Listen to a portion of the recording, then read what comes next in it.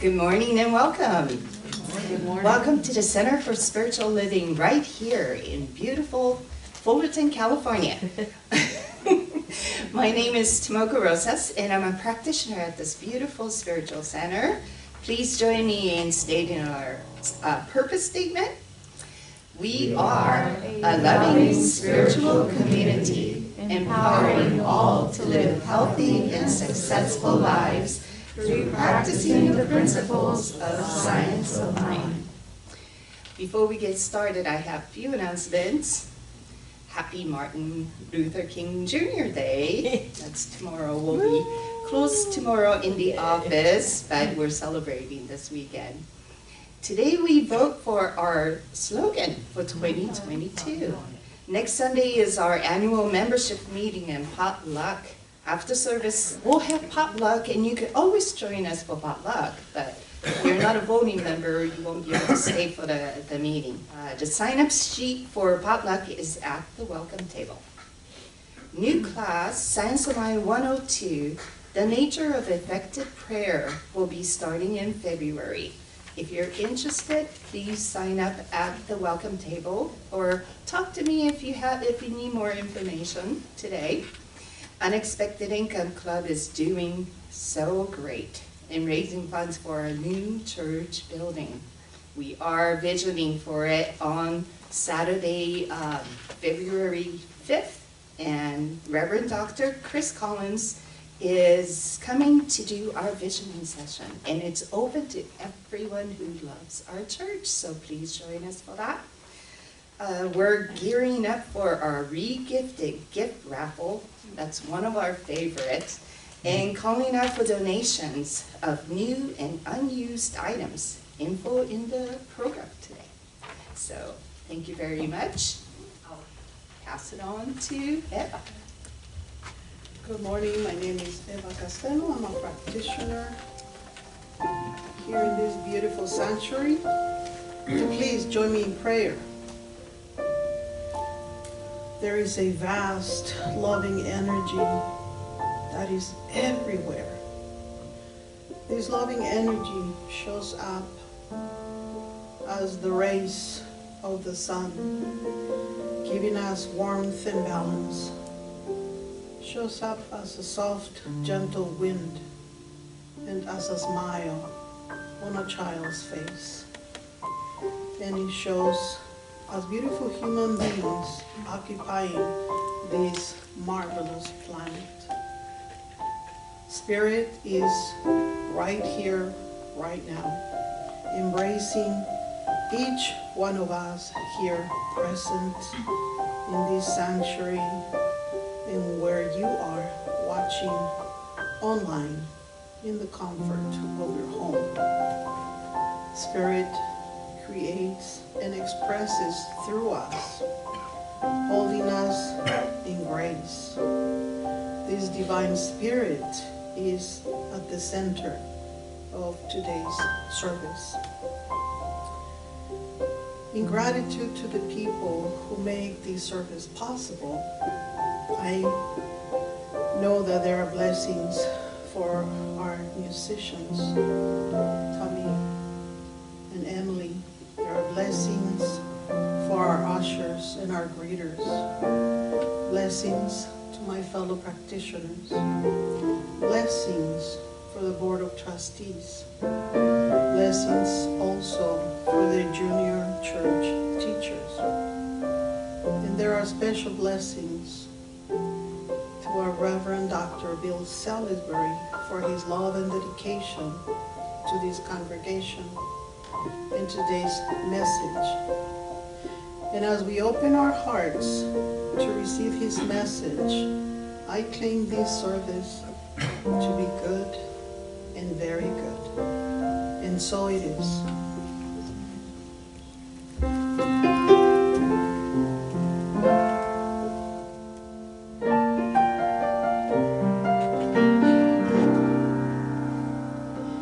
I need to be still and let God love me. I need to be still and let God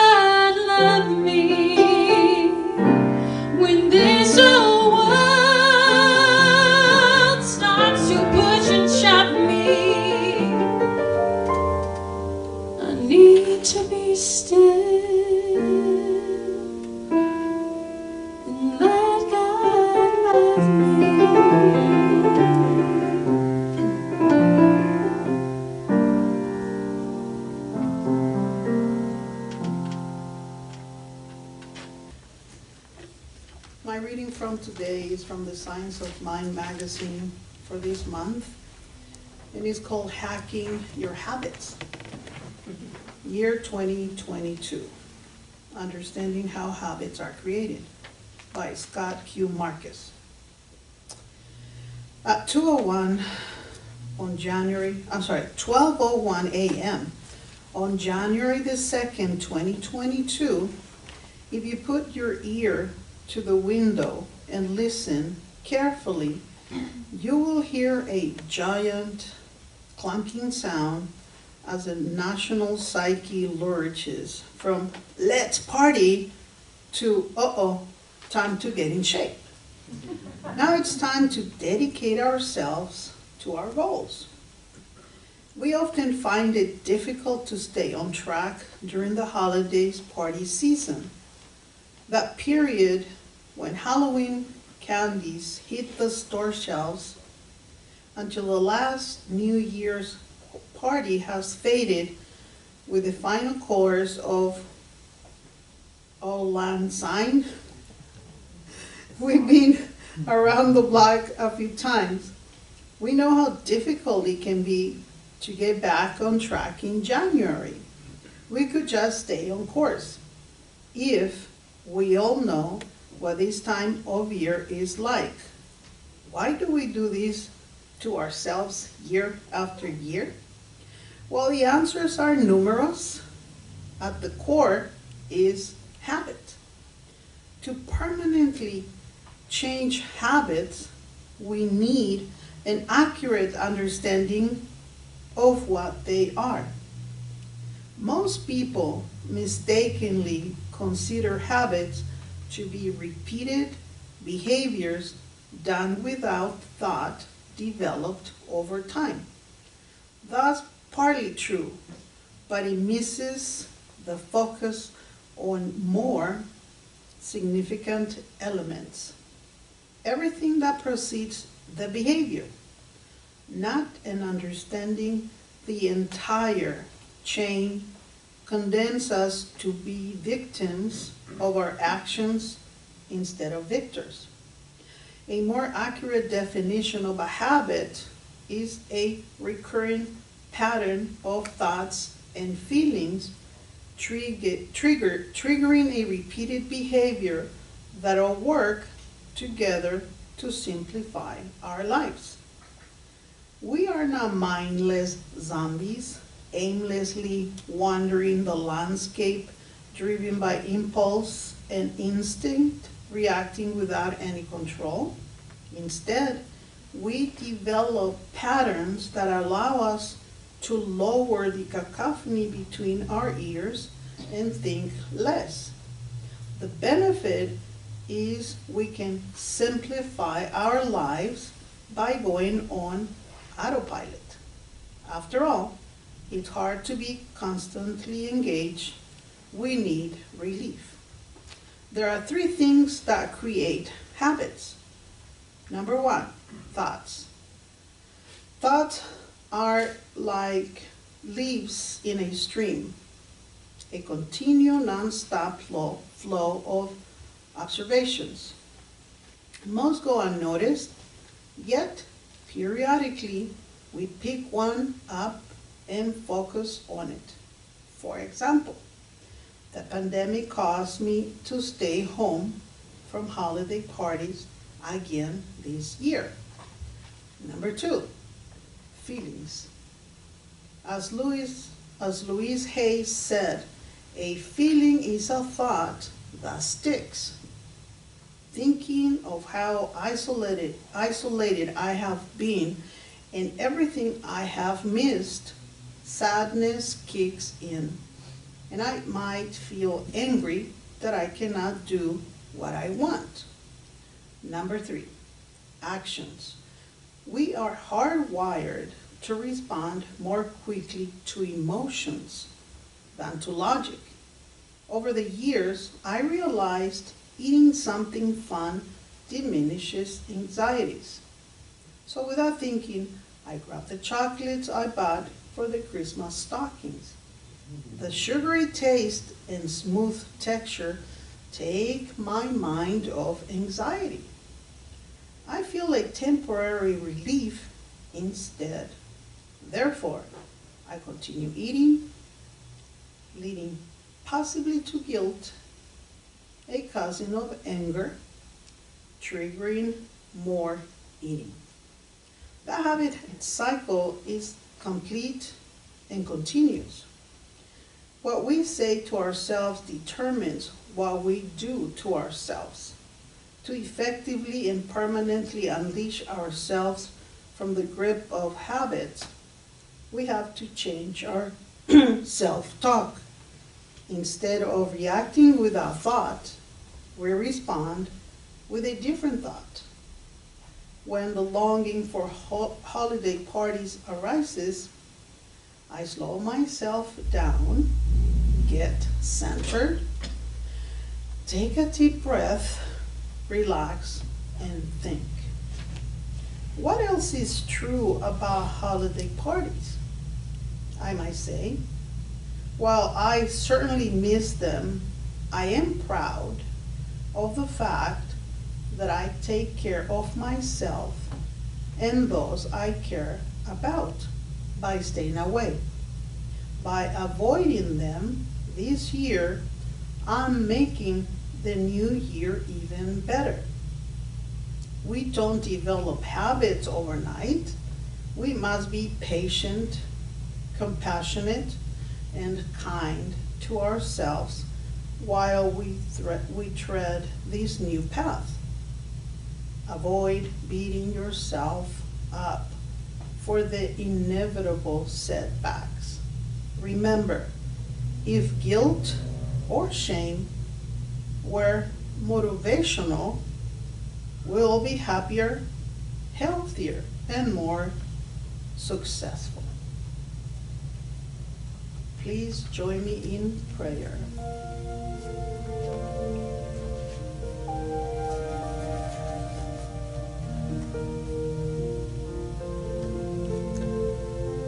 And as we are gathered in this beautiful sanctuary we call home, knowing that God is here present in every one of us.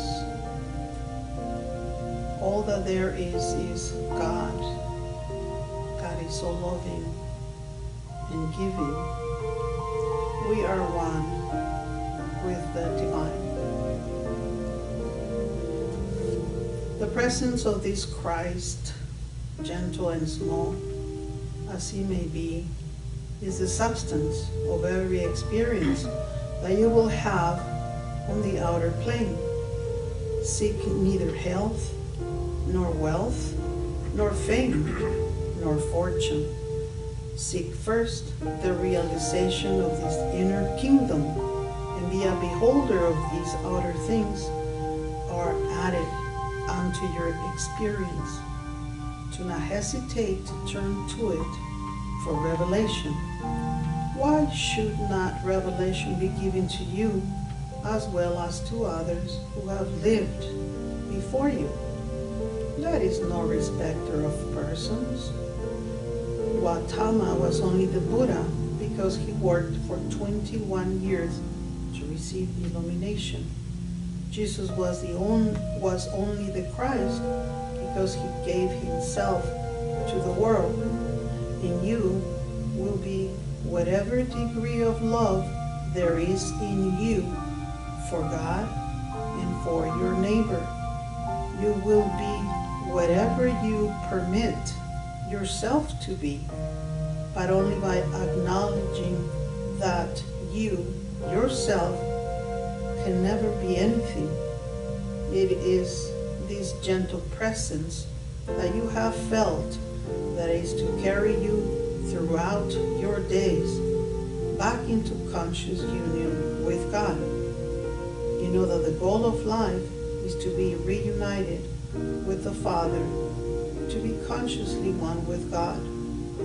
You know the way, the prayer of inner contemplation and meditation, the recognition of the Christ, the love of God, and the love of man. Now carry this message in your mind where you will always remember the principles and in your heart dwell upon the gift which has been given you, delivered to you from the Father, the gift of the realized presence within you.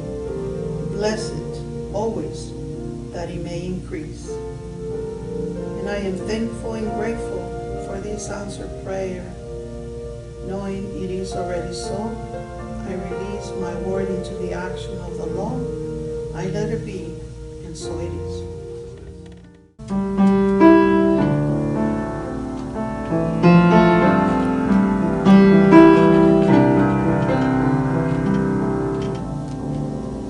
You are the face of God.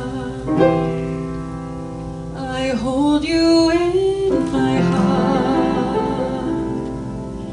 You are a part of me. You are the face of God. You are the face of God. I hold you in my heart. You are a part of me. You are the face of God. You are the face of God. I hold you in my heart. You are a part of me. You are the face of God.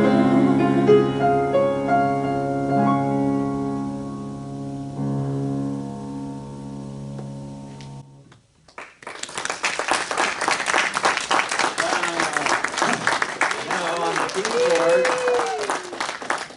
Good morning. I am Reverend Bill Salisbury. Glad to be back here after a couple of weeks off. And the overarching theme, of course, this being January, is new beginnings. And the title of today's talk is Casting Off the Old. And you know what? I write these talk titles the month before, don't you know? And it's just, speaking of habit that Eva was writing about, this habit just seems to be always about approaching the new year, and it's casting off the old, getting rid of what we don't want, you know, losing those things that are not for the highest and best good of ourselves and others. And then I got to thinking more recently, I shouldn't have called it casting off the old, because we don't want to give any energy to the old, to the things we want to cast off, right? It should be called putting on the new. And as Ernest Holmes, the founder of Science of Mind, told us, we should never take away somebody's religiosity or spirituality without offering them something in replacement that's better.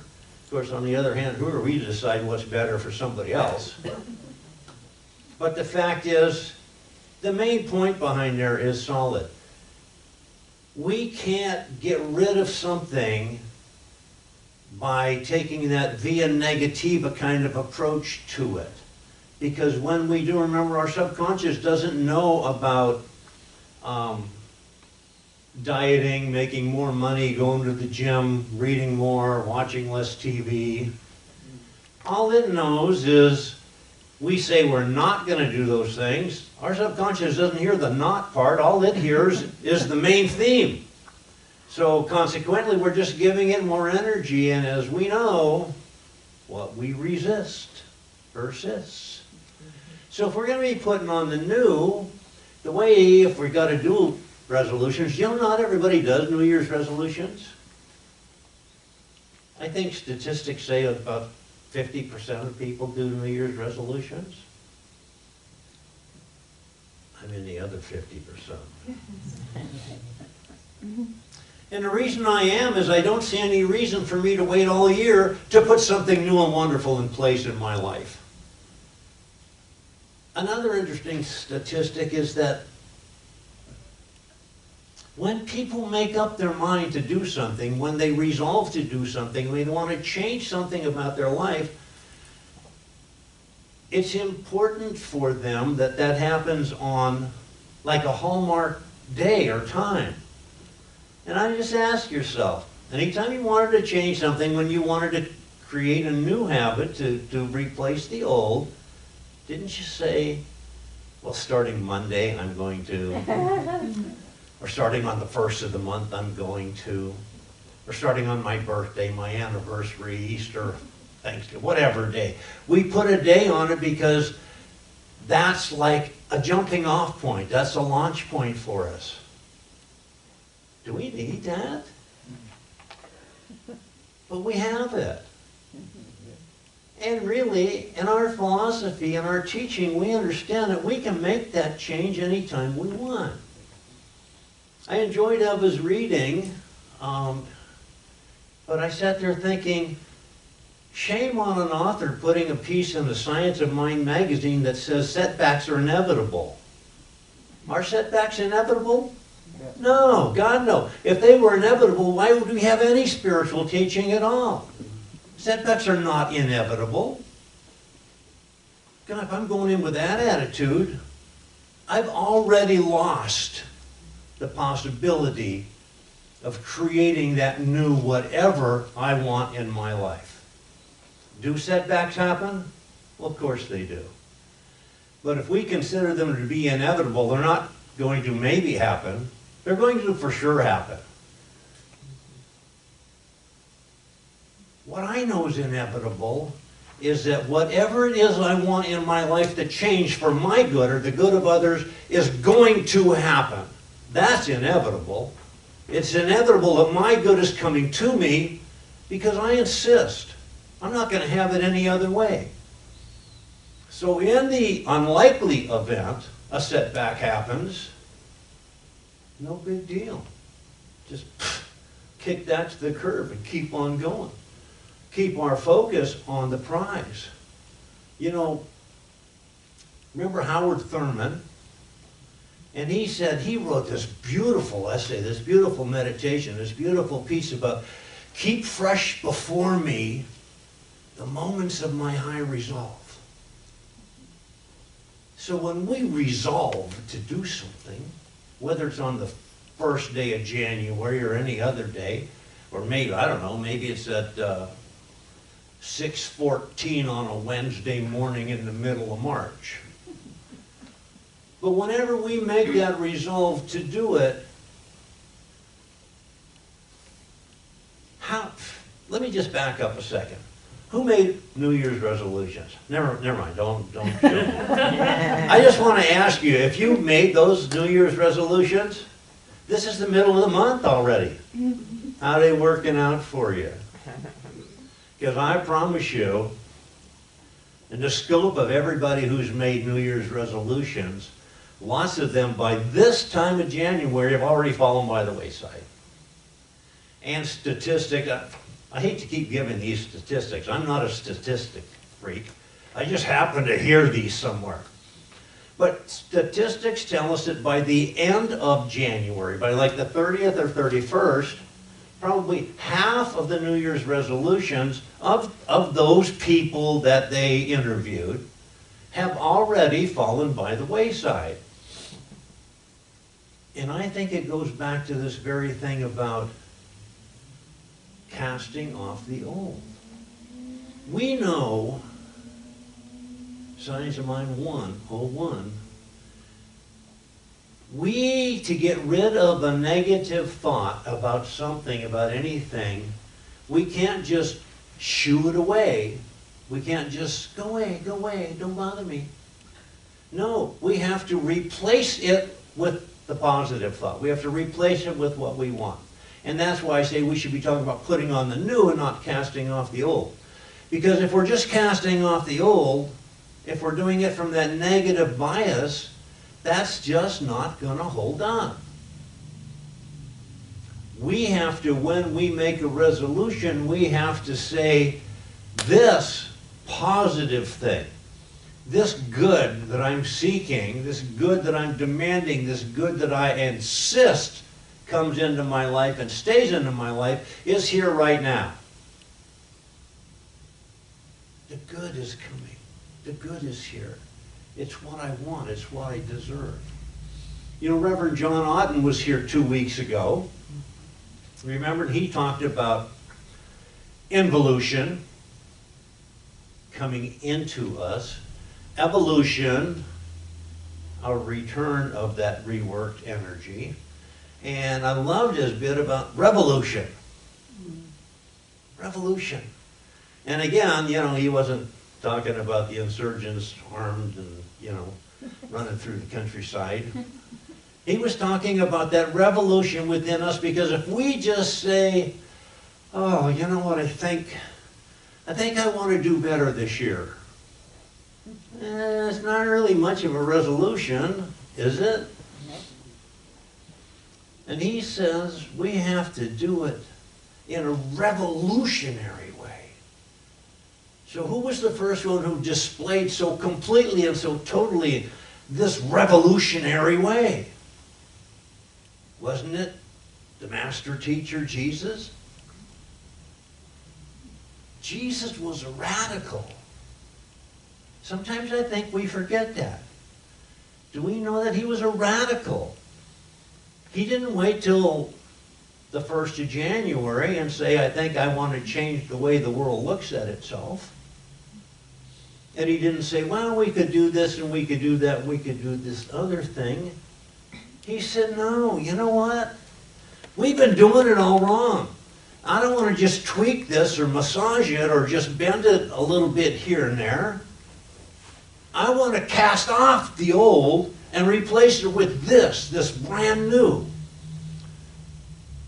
And at the same time, he was upholding the teachings of the prophet and upholding the law. Remember, he said that. So not radical in what it takes to make a world that works for everybody, only radical in changing those things that we do that stops that from happening. And we stop that from happening by doing something different in its place. We stop negativity and disharmony with what? Acceptance, love, joy, peacefulness, community, forgiveness. And sometimes we lose sight of that too. You know, if we're constantly putting ourselves in that victim state because somebody or something or the world's against me, I know it is. If somebody is doing something to us, then we tend to get a little bit of an attitude. And then that attitude balloons. And that attitude never changes into something positive. That attitude is just that's straight road to hell, isn't it? So we need to radically change direction when we find that that's happening to us. And we have to remember this too. When we think that somebody has done us a wrong, oh, she done me wrong. Shouldn't have done that. Now I forgot where I was going. When we think somebody has done something wrong to us, we need to remember that what they did to us is not about us. Do we get that? So if somebody does something to me that offends my whatever, it's not about me. It's just like if I do something to somebody else or say something to somebody else that's untoward, is that about them? Really? No, because you know what? For everything that I don't like about something or somebody, I can find a whole busload of people who do like that. So it's not about them. It's about my perception of them. It's about the way I take it in. It's about the way I filter life through me and process it and put it forth back out into the world. So we were talking about resolutions, right? New Year's resolutions. So there's this acronym about resolutions. So if you want the quick, well, before I get into my 5-step acronym, I want to just talk for a second, because last Sunday we had Reverend Bruce Fredenberg, and he talked about processes, and he talked about basic science of mind. If you're here, you got to enjoy that. But what he was saying is about choice. We know that we get to choose, right?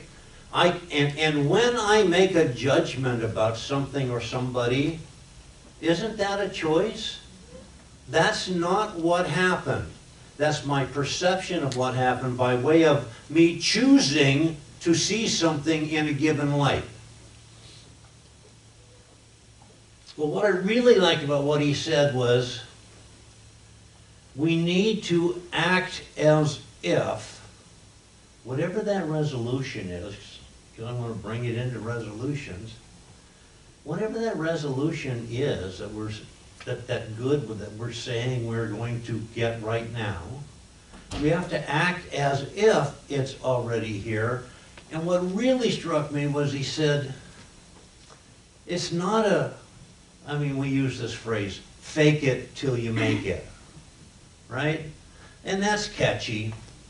But again, so many things we put into our language that sound catchy that don't really hit the heart of the matter, because we don't fake it. I mean, what's fake?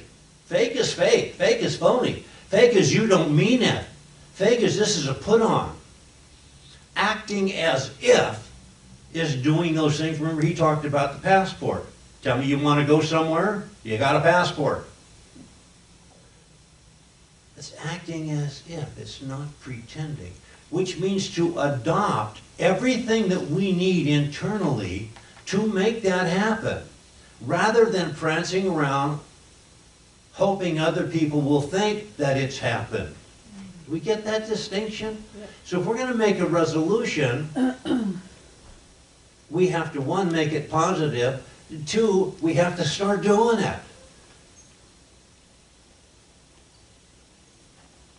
So here's what I think about resolutions. This is something I heard that struck me as being okay. We have to make smart resolutions. Smart. S-M-A-R-T. Oh God, not another one of those, Bill. Yeah.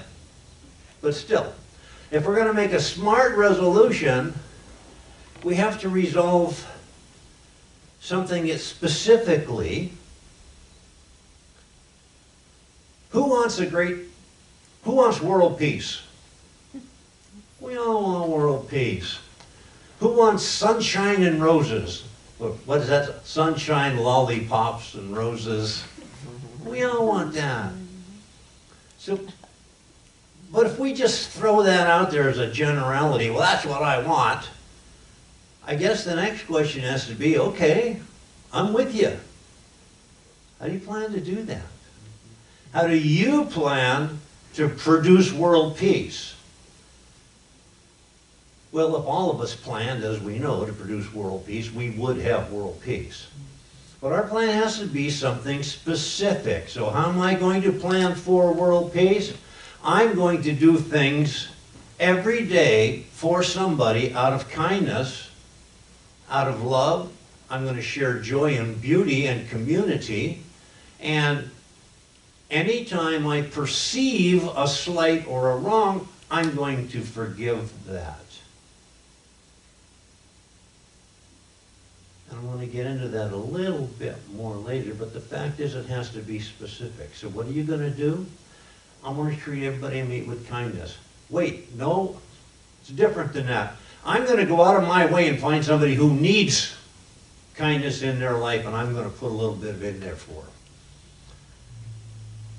That's specific. So S M, is M next? SM? Yes. It has to be measurable. And that's exactly what I mean by I'm going to find somebody today. But to be measurable, what if you start off on the 1st of January and you said, hey, I know how to do this. If I can just do 1,000 acts of kindness this year, I will have contributed toward world peace. And would we have? Absolutely. But God, isn't that a lot? 1,000? So you get about day 3 and think, oh, how am I ever going to get 1,000 acts of kindness done? I'm not used to that. But when you stop and think about it, 1,000 acts of kindness is only 2 or 3 a day. And I can get to Wednesday and say, oh, I only have to do 2 today. I did 3 on Tuesday. And I can go out and find 2 or 3 different acts of kindness I can do. So now it's specific. I'm going to do acts of kindness. And now 2, it's measurable. And A, S-M-A-R-T, A is it has to be achievable. Is doing 2 or 3 acts of kindness a day achievable? Yeah, we can all do that. Wait, then we get to R. R. It has to be relevant. And not just the acts of kindness, but any resolution I make has to be relevant to me. Am I going to stay with the resolution that I made because you think that's what I should do? Have you tried that? How many times did mom or dad or sister or brother or best friend or teacher or next door neighbor try to convince you to do things their way, and you resolve to do that just to keep the peace, or to not be grounded, or to not be ostracized, but it didn't work on the long term, did it? So it has to be relevant. And I have to make kindness and doing kind acts relevant to my life. And when I wonder if that's necessary, or why I would do that, why I would even think about it, why I wouldn't only do that when something appeared in front of me that called for an act of kindness, then I just only have to think about that adage, you know? Be that person to everybody in any situation that you needed to have when you were in a similar situation. Be that person that showed the kindness and the forgiveness and the acceptance rather than the judgment and the punishment. S-M-A-R. Oh yeah, T. T, it has to be like done in a time, not a time and not timely, but kind of time bound. In other words, we don't say, well, I'm going to be kind to people just for the rest of my life. Remember, we set up X number of days. So in the course of a month, you've got X number. But it's measurable, it's specific, and it's done within a time period, the number of days. Each day I'm going to do 2 or 3. I'm not just going to say, well, this year somehow I'm going to do 1,000 of them. So S-M-A-R-T. It's got to be specific, it's got to be measurable, it's got to be achievable, it's got to be relevant, and we have to understand that it's done within the confines of time. We don't put it off, in other words. Ever put anything off? Huh? Not me. Because what happens when we put something off?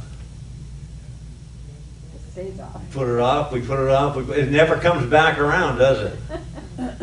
So. And why do we make resolutions? Why do we cast off the old or put on the new? Because there's something that we want to change, isn't there? There's something that we want to change. And guys, God is my witness. because I never do this, but today I'm going to give you 2 acronyms in one morning. Because I want to talk about change. And the acronym I heard for that, I kind of liked. And it says that change, C-H-A-N-G-E, is a chance to have a new God experience. Because doesn't everything change anyway? You ever try to stop change? Oh, hello. That's not going to work well for us at all. So change is inevitable, even though setbacks aren't. Change is inevitable. And if it's going to change anyway, why don't we look at change? Don't we generally fear change? And isn't that really a major part of the human problem? We fear change.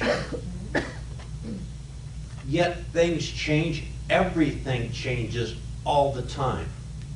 Everything all the time. There's never going to be a thing that doesn't change. So as long as that's the case, why don't we look upon that as another opportunity to approach Spirit, God, the life principle, from a little bit different direction?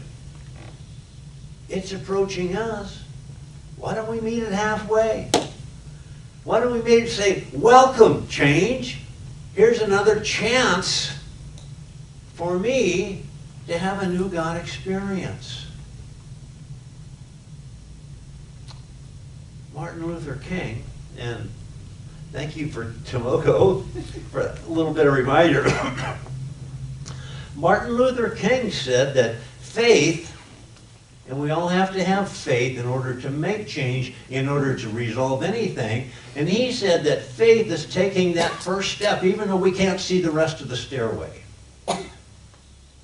Can we see the rest of the stairway? Well, in an abstract sense, we can. When our spirituality matures to that point where we understand that we are part and parcel of this life principle, that God is in us as we are in God. So in that sense, yeah, we can see that whole staircase, but we can't see each step as it goes up the way, and we don't need to, because as long as we have faith that what we're looking for is good in our lives and good in everybody else's life that we impact, then whatever resolution we have that's done in that good, positive fashion is going to be easy to maintain. We're not fighting against something. We're in acceptance of something.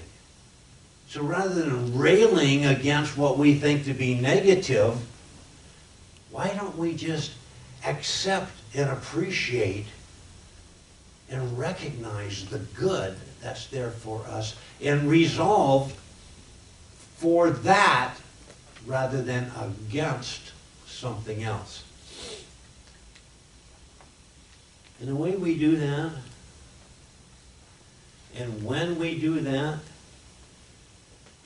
we are giving all of ourselves to every occasion.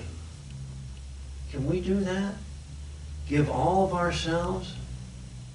You ever smell the rose? Ever smell any flower? Does the smell, does the aroma, does that glorious feature of the flower diminish or disappear when you smell it? Or you invite a friend to smell it, or you invite 1,000 friends to smell it. It doesn't matter. 1,000,000 people can smell that flower, and does that smell ever dissipate? No. It hasn't cost the flower anything. And that's like that spark of the life principle, that spark of divinity, that godness that's within us is. We can share it with as many people as we can possibly run into. It's never going to diminish. As a matter of fact, it's going to grow a little bit brighter from use, isn't it? It's going to get brighter and brighter and brighter to where we can't even hold it in anymore. So knowing this is the case, let's resolve for that. Let's resolve to grow that glow of life principle of God, of Spirit within us, so we can involve it for involution. We can expand it outward for evolution. And we have that revolution going on within us, that radicalness of the Christ that says, yes, yes, we can do that. Yes, you can. Yes, I love you. Yes to this world. Yes to this life. And just know with me, if you will, that, and I wish this for everybody everywhere, that they would share in this, because I know that the circle of love is complete within me, as Ernest's prayer goes. It includes all, it comprehends all, it binds all together with cords of everlasting unity. I can neither depart from its presence nor wander from its care. I am safe, I am solid, I am secure in my good, because that's the promise of the life principle. That's the promise of Spirit to me and to all others. And I resolve from this moment forward to exalt in that, to exhilarate in it, to understand that, to accept it, to appreciate it, and to share that with all my being. I'm just so thankful for this, and I say in gratitude, thank you, God. Thank you for this. And I just release this word into that law of the universe that automatically makes my good so. I let this word go, and together we say, so it is. So as the ushers come forward, let's just know that this is our opportunity to share our good, to share our abundance. We know that all of our good, all of our abundance, all our prosperity comes from that one source, God, and for this we are grateful. So Jesus, these gifts, these tithes, these offerings, knowing that they were given from the central core of who we are, which is God made manifest on this plane. We send them forward to do their good work in the world, in the community, and in the spiritual community, with no strings, no conditions. So it is.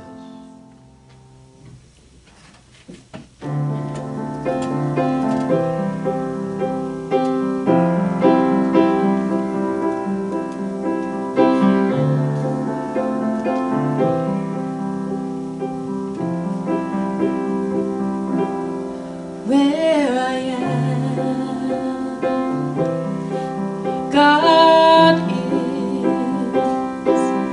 Where I stand, God is standing strong. Where I breathe, God is breathing life in and out and through.